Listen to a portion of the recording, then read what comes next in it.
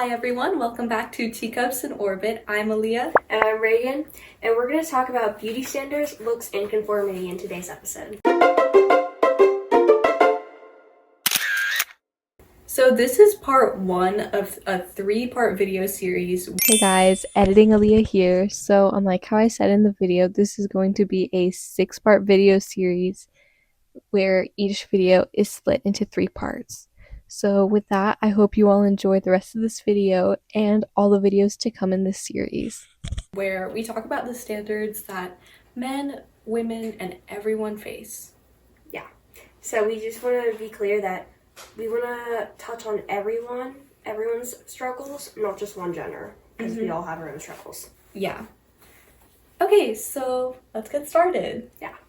Oh, before we start, we want to thank all of you for your responses. Thank you so much for sending them in. Yeah, so for a little bit of background information, for today's video, we're going to start with what standards women face, and background for the history. A lot of the standards have been quite similar. They're like hundreds of years ago to up until today.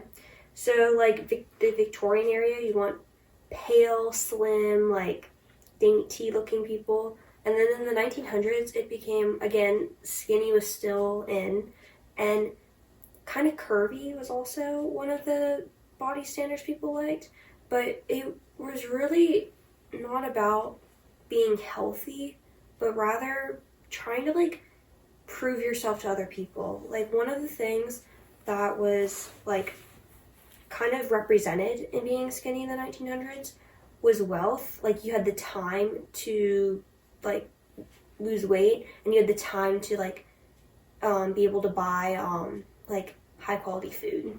Oh, actually what I find really interesting about that is earlier, like in the 18th century or like 17th century, 16th century, actually having more body fat on you was much more desirable among women specifically, because it was like you were rich enough to eat. And you know, in the 16, 17, and 1800s, that was obviously really important because many people just didn't have that access to food. It was very much like skinny, skinny, skinny. And right before the 2000s, we had the heroin chic aesthetic, where you look like you were on something and you kind of were so skinny, like painfully so. And then late 2000s, not like late 2000s, like 2020s, you were more curvaceous, like you were seen as beautiful, right? And the trend of getting a BBL, being very, very curvy, was in. Kim Kardashian was in. I will say now, I think, especially on TikTok, I'm seeing a lot of girls who are like praising being skinny and like the whole idea of Pilates and well, mainly just Pilates and like matcha and like the whole. Okay, that's the matcha thing is more like at this point getting like a pick-me vibe and performative. But there's nothing wrong with doing Pilates. It's just we don't want people... But it's become like this whole aesthetic. Yeah, we don't like that's what I'm trying to get at. We don't want people being like showing off how freakishly thin they are and thinking that's the norm. It's not. Okay, so now like let's dive into the thick of it. Number one of this video is going to be about celebrities. And we're talking about how you go online and you see, let's say, an influencer, celebrities, and they're doing things like getting Botox and just like...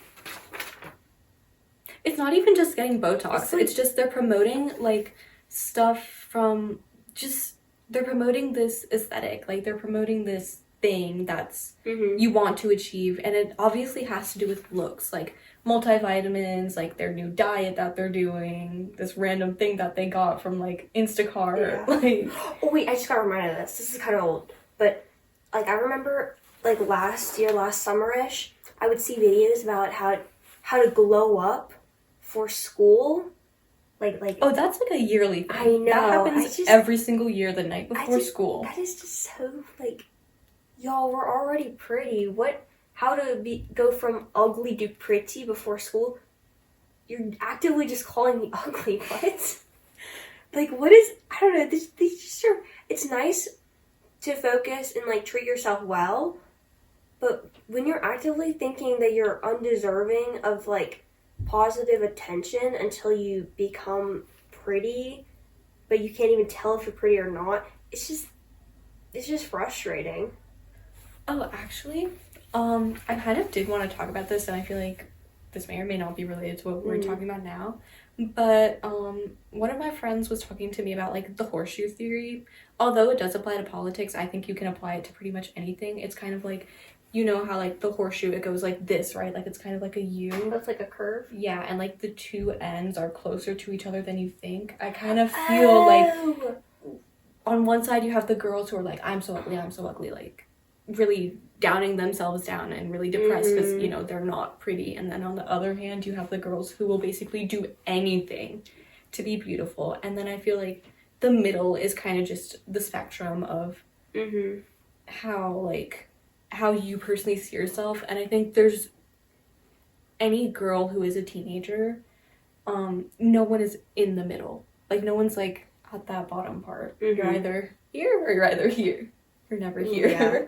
Because so much of what we like get influenced from like the media and even from just friends, we're just it gets brought up a lot more than you think, and in your subconscious you're thinking about it, about how you look.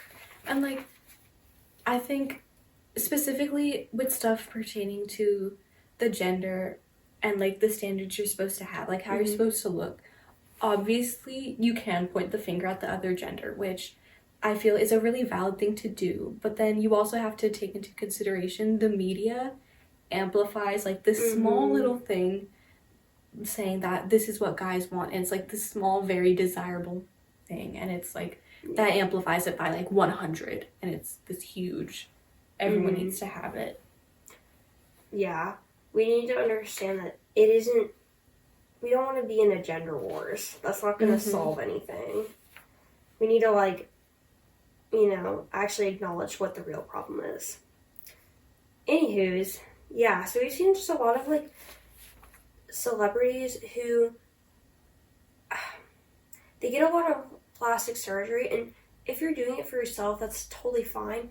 But when every single one is doing it, it kind of sets a weird example for the young girls who see that celebrity and go, they're changing their face, they're changing their body, they're doing all that they can to look like this, but I don't look like anything like that.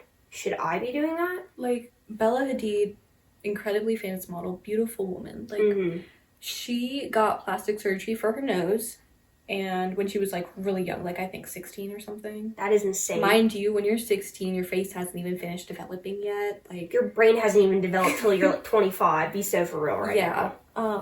And now she's saying like she does actually regret that, and I think so many celebrities, they get plastic surgery because they don't want to age, and I think there's this whole stigma around aging and getting wrinkles and smile lines and stuff. And like every time I look at skincare, there's always like in like the bottom, it's kind of saying like smoothing, anti-wrinkling, anti-aging, niacinamide hydraulic, like hydraulic pro. This is not hydraulic press. Let me get out. Oh yeah, this, I got reminded of this when you were saying that.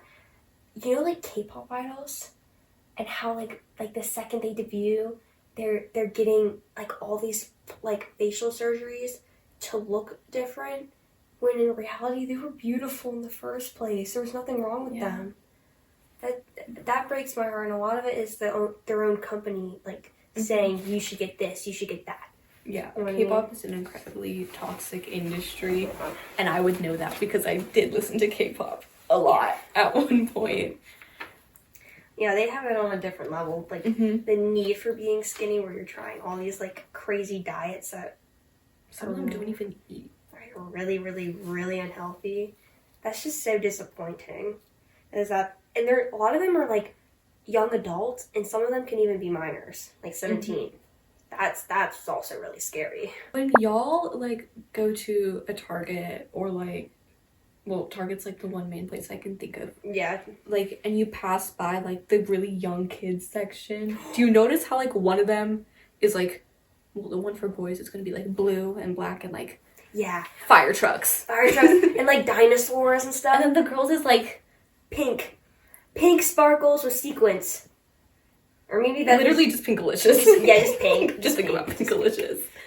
Oh my gosh, Fancy Nancy. Okay, but she was a diva though. She was a diva, but I'm just giving like that sort of vibe. She does give that vibe. But anyways, and it doesn't just apply to little kids. It also applies to grown-ups. Where, let me think, deodorant. Like one of them is like, oh yeah, max strength, 27-hour protection, and then girls is like, Adrian the fragrance. Like one of them is talking about crocodile scales, and the other one's talking about how to be the most beautiful rose chrysanthemum nonsense you could ever be. I wonder which one is which. And you can't even, like, how do you describe something like that? Shark skin? What does that even mean? Like, nothing is just, everything has to be gender. And really funny about, like, the pink is for girls and blue is for boys thing was that actually in, like, I got another video about this earlier 1990s, today. right? Red was well, not red. Pink was a boy's color because it was a derivative of the color red. Yeah, and red was supposed to be like powerful, masculine, and pink was just a softer color of that. Yeah, so it was perfect for like putting it inside a nursery. Yeah. And then after like, I don't exactly remember what color was for girls. I think it might have just been blue because blue was seen as like a softer color. More delicate and dainty. Yeah. It's actually really funny how that changed. After World War II, I think that was like the production of like toys and stuff, like toy soldiers and stuff. Where it was about like the okay, companies want to sell more products, so they just did a switcheroo basically. Yeah. Okay, like gendered marketing has just been it's weird how it is. And even just like makeup, it's also like, okay, I'm gonna be so for real, anyone can wear makeup. Because it's literally just like, you know, to make your skin look a little brighter, to emphasize what you have. Basically, yeah. Or like, oh, let's just say you want to do like a Halloween costume and you want to do some funky that's for anyone. That's fun. Even that's gendered. Like, girls wear this, boys do that. Yada, yada, yada, yada.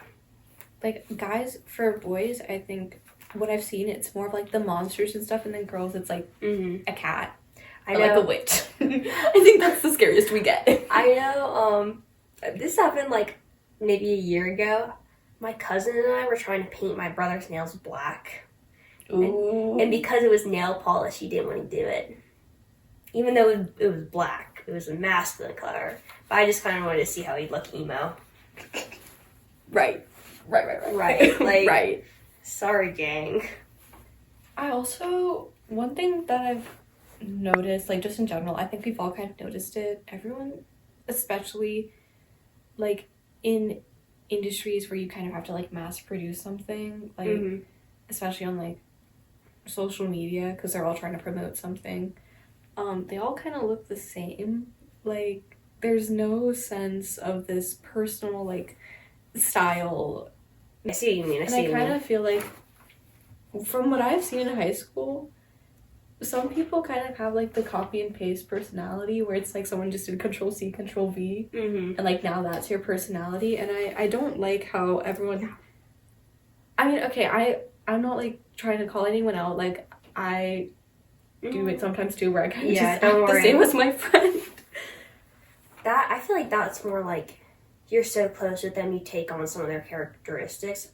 But it's really awkward when I saw friendships and I'd like be like, how do y'all actually find each other interesting when you guys only thing you talk about is like the most mainstream TikTok trends? And it's just like, okay, that's cool, I guess, but do we really find any joy with that? I don't know.